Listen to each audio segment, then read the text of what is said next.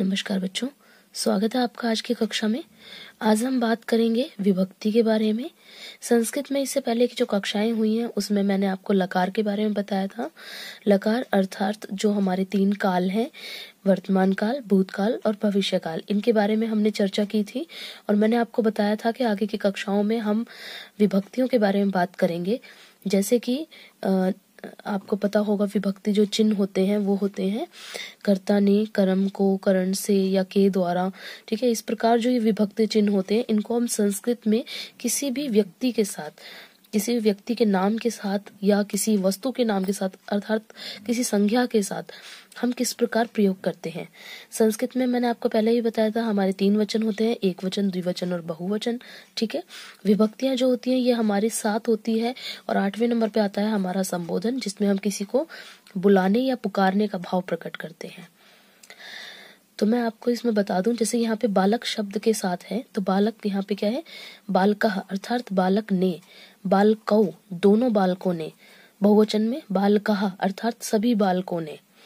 ठीक है, तो जो भी यहाँ पे विभक्ति आएगी वो एक के साथ, दो के साथ और फिर बहुत सारों के साथ। यहाँ पे हम किसी भी चीज का नाम ले सकते हैं, किसी व्यक्ति का नाम ले सकते हैं, अर्थात हम यहाँ पे संज्ञा को लेते हैं। ठीक है बच्चों, पर लेकिन यहाँ पे ये जो आपके सामने विभक्ति चिन्ह दिख रहे हैं, अब आपके दिमाग आपके मन में ये आ रहा होगा कि ये विभक्ति चिन्ह क्या होते हैं, ये किस प्रकार होते हैं, किस चीज को प्रेजेंट करते हैं। तो इसलिए सबसे पहले हम विभक्तियों के बारे में पढ़ेंगे, उसके बाद मैं आपको ये सभी रूपों के बारे में बताऊंगी। इनको हम शब्द रूप कहते हैं। जिन लकारों के बारे में हमने पढ़ा था उनको हम धातु रूप कहते हैं, क्योंकि उसमें क्रिया की मूल धातु का प्रयोग होता है और क्रिया कौन कौन से काल में हो रही है ये उसमें बताया जाता है। इसी प्रकार ये शब्द रूप है जिसमें शब्दों के बारे में अर्थात कोई भी जो संज्ञा शब्द है उसके बारे में बताया जाता है। तो सबसे पहले हम इसमें विभक्ति के बारे में जानेंगे कि विभक्ति क्या होती है। तो चलिए हम सबसे पहले विभक्ति के बारे में जान लेते हैं, जिसे हम कारक कहते हैं। ठीक है, क्या कहते हैं हम इसे, कारक। देखिए, संज्ञा और सर्वनाम शब्दों का क्रिया के साथ संबंध प्रकट करने वाले शब्दों को कारक कहते हैं। ये क्या करते हैं, संज्ञा और सर्वनाम शब्दों को, ठीक है, संज्ञा या सर्वनाम शब्दों का क्रिया के साथ क्या संबंध है, क्या बताते हैं, ये क्रिया के साथ क्या संबंध है, ये हमें बताने का काम कौन करता है, कारक शब्द। ठीक है बच्चों, जिन शब्दों से संज्ञा या सर्वनाम का संबंध क्रिया के साथ प्रकट होता है वो कारक चिन्ह या विभक्ति चिन्ह या प्रसर्ग कहलाते हैं। ठीक है, तो ये एक ही नाम है सारे, इनमें कंफ्यूज नहीं होंगे आप। कारक जो होते हैं ये होते हैं हमारे, ठीक है, इनको प्रेजेंट करने वाले जो चिन्ह होते हैं उनको हम विभक्ति चिन्ह या प्रसर्ग कहते हैं। ठीक है, जो आपको यहाँ पे दिखाई दे रहे हैं ये। जैसे कि अब हम बात करें कारक के भेद के बारे में, तो कारक के कुल 8 भेद होते हैं। ठीक है, सबसे पहले आता है हमारा कर्ता, कर्ता ने।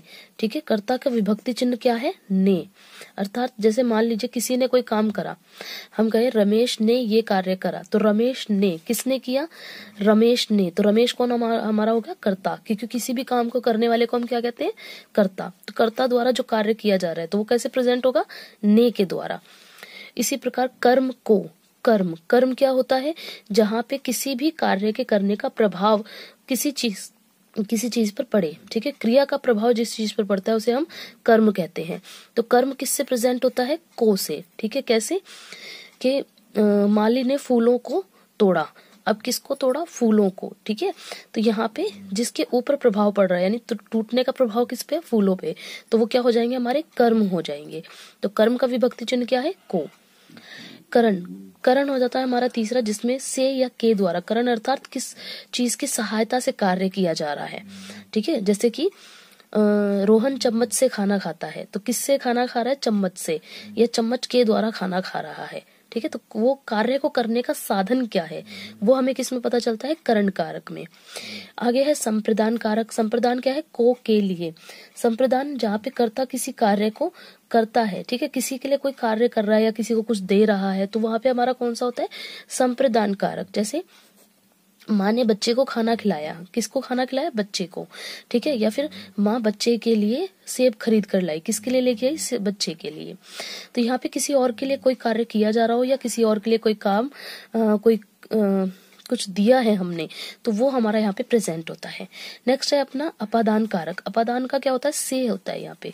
अभी जो यहाँ पे हमने करण के बारे में भी से पढ़ा था, से यहाँ पे क्या था, किसी कार्य को करने का साधन, कि किससे किया जा रहा है। अब यहाँ पे से क्या है, अलग होना या किसी की कोई भय के बारे में प्रकट करना या किसी की तुलना करना। ठीक है, जैसे कि अपादान में आ जाता है पत्ता पेड़ से गिरा। पत्ता कहाँ से गिरा, पेड़ से गिरा, यानी वो पेड़ से अलग हो गया। ठीक है, तो अलग होने का भाव आ गया यहाँ पे। मुझे सांप से डर लगता है। किससे डर लगता है, सांप से क्या हो गया यहाँ पे, भय प्रकट कर रहा है। वही तुलना करी जाए तो हम क्या कहें कि राम श्याम से ज्यादा समझदार है। तो राम श्याम से किससे, श्याम से। तो यहाँ पे ये से किसके लिए प्रेजेंट हो रहा है, किसी की तुलना करने के लिए। ठीक है, तो करण कारक और अपादान कारक इन दोनों के ही से में यही अंतर है। आगे हम बात करें संबंध, तो संबंध है आ, के, की, रा, रे, री। ठीक है, यहाँ पे क्या होता है, यहाँ पे किसी भी संज्ञा शब्द का किसी दूसरे संज्ञा शब्द के साथ जब संबंध स्थापित करा जाता है, संबंध बताया जाता है, तो उसे हम संबंध कारक कहते हैं। ठीक है, जैसे कि मान लो कि यह किसकी कार है, तो हम बोल दें यह राम की कार है। तो किसकी कार है ये, की, किसकी, राम की। ठीक है, तो इसमें जो मुख्य शब्द आते हैं वह है का, के, की। क्या शब्द है, का, के, की। ठीक है, जैसे बोले कि यह किसका रुमाल है, तो वहां पे का आ गया, किसका, तो ये श्याम का रुमाल है। तो इस तरह से जो संबंध स्थापित करे, रुमाल और श्याम दो संज्ञा शब्दों के बीच में संबंध कौन स्थापित कर रहा है, का।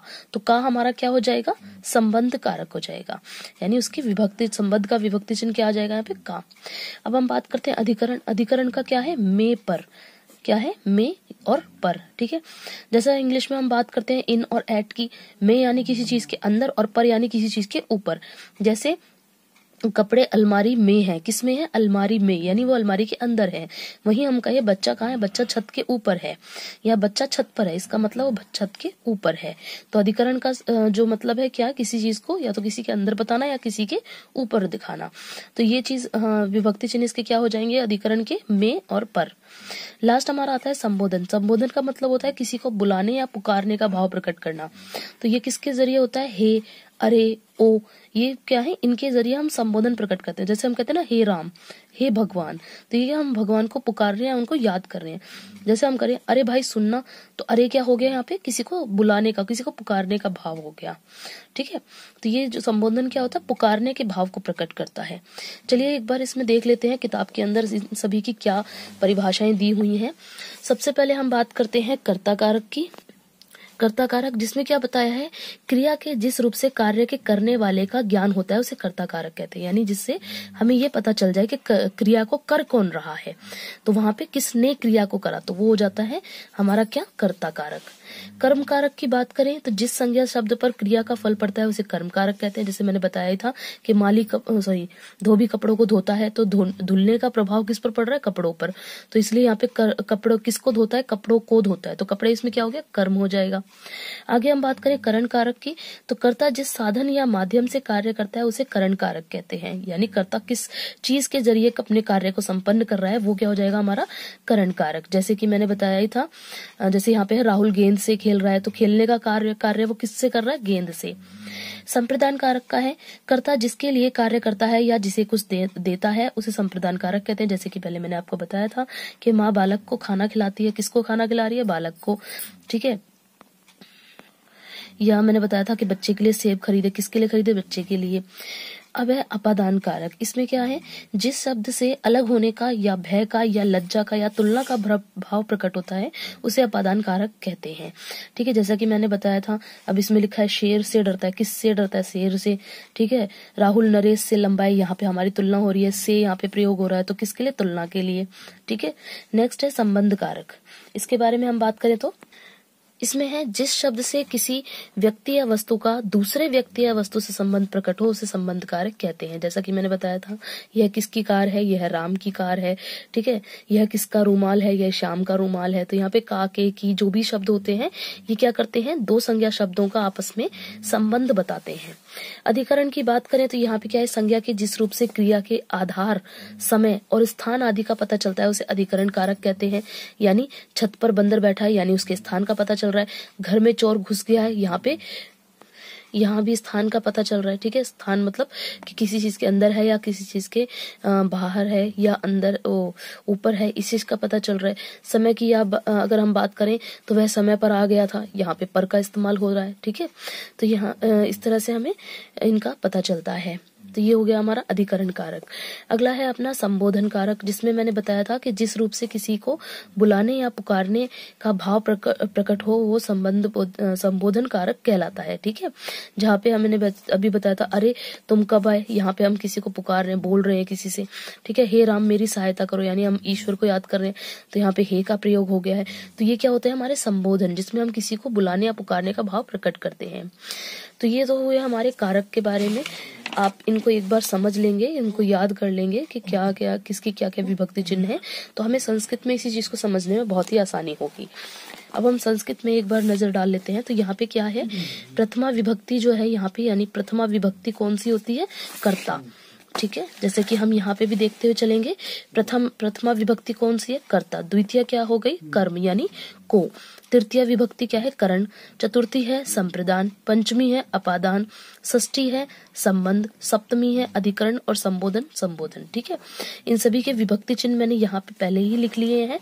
तो उनके अनुसार यदि हम बात करें तो प्रथमा में आ गया ने, तो क्या हो, बालक ने, दोनों बालकों ने और बहुत सारे बालकों ने। द्वितीय में आ गया को, तो बालक को, दोनों बालकों को और बहुत सारे बालकों को। ठीक है, इसी तरह से या के द्वारा, तो यहाँ पे क्या हो जाएगा, बालक से, दोनों बालकों से और बहुत सारे बालकों से। इसी प्रकार ये सारे रूप इसमें चलेंगे। आगे की कक्षा में हम इन्हीं चीज के बारे में जानेंगे कि इनके फॉर्मूलाज क्या हैं। अगर यहाँ पे बालक की जगह कोई और शब्द आ जाए तो हम उसमें इन फॉर्मूलाज को जोड़ करके साथ में लिख सकते हैं। जैसा कि मैंने आपको पहली कक्षाओं में भी बताया था कि जो हमारी हिंदी में विभक्तियां होती हैं उनको हम अलग से लिखते हैं। जैसे कि हमने हिंदी की किताब में अभी देखा था कि बालक ने, जैसे मैंने यहाँ पे लिखा हुआ ने, पर लेकिन संस्कृत में क्या होता है, ये विभक्तियां शब्द के अंदर ही मिलकर के आती हैं। तो मैं आपको इसमें फॉर्मूलाज लिखवाऊंगी कि जो विभक्ति चिन्ह है उनको कैसे लिखेंगे। जैसे यहाँ पे मूल शब्द है बालक, ठीक है, तो यहाँ पे क्या हो गया, म।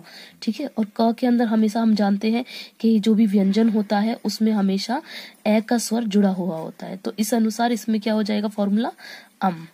ठीक है, तो इसी तरह मैं सारे फॉर्मूलाज आपको यहाँ पे बता दूंगी अगली कक्षा में, और साथ में यहाँ पे बालक की जगह अगर कोई और शब्द आता है तो किस प्रकार हम उसको जोड़ करके पूरा शब्द बना सकते हैं। तो आज की कक्षा में सिर्फ हम विभक्ति के बारे में ही बात करेंगे। अगली कक्षा में मैं आपको बालक के अनुसार ही सारे विभक्ति इसमें जोड़ करके बताऊंगी फॉर्मूला के साथ। ठीक है बच्चों, तो मिलते हैं अगली कक्षा में। अगर आपको विभक्ति को लेकर के कोई भी आपका प्रश्न हो या संस्कृत की विभक्ति को लेकर कोई प्रश्न हो तो आप मुझे कमेंट कर सकते हैं।